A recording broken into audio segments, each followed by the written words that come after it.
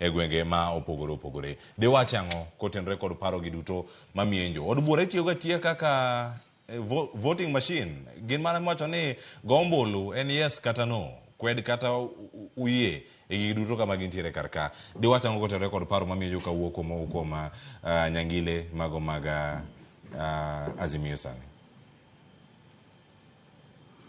Rokamano Cleophas.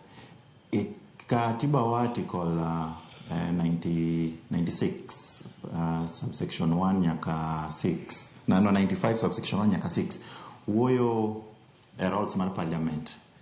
To the only way ma parliament be nyalo kalo godo buche go seche moko they have to put it to a vote mondo ji ogo ombulu kanyo mondo neni jomage man oyiere kode kendo jomage ma odagi kode. Lakini chutho gima jowa nyaka ng'e ni en ni kapok bill obire parliament obedo drafted, obedo formulated. To kinde ma bill bedo drafted kendo bedo formulated ni nitiere a lot of stakeholders mabiro, office of the attorney general, state law office, parliament no be nigi that legal department makonyo gi drafting of these bills. Nitiere ga that opinion mikao from various working groups gibiro kendo gichiwo their recommendations kaka gidwaro ni tim. Ma at the point ma bill chope parliament no bedo debated, to nitiere joma ng'eny kendo nitie opinion mang'eny moseso in that bill mondo mikoko chope parliament. Ok en mana tich mar ng'at achiel kende.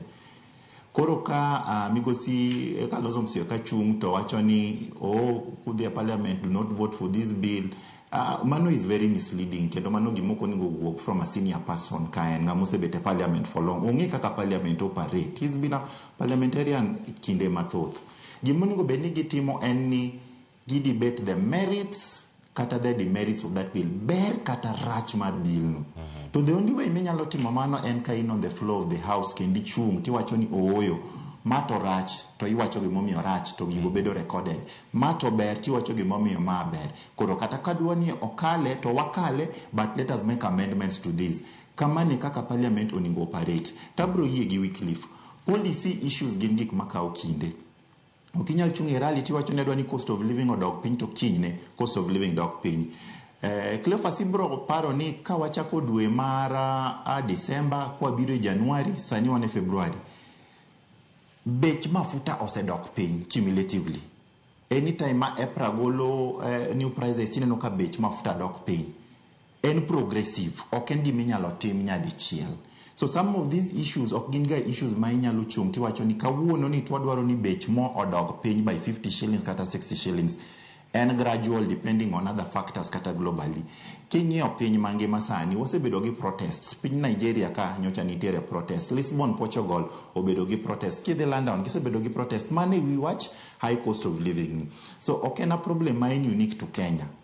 To aelewa ka wach ni parliament kodhi to ningo be ni kalo bills makonyo jopiny. That is the role of parliament. Mano to in adier. Mondo mi ka bill moro biro parliament ting'iye to be interrogated tiwacho ni bill ni kako biro en bill manyalo konyo jopiny.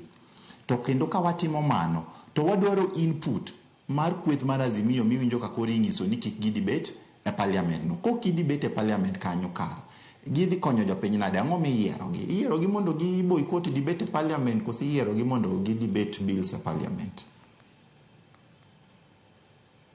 To what is the office that consultation throughout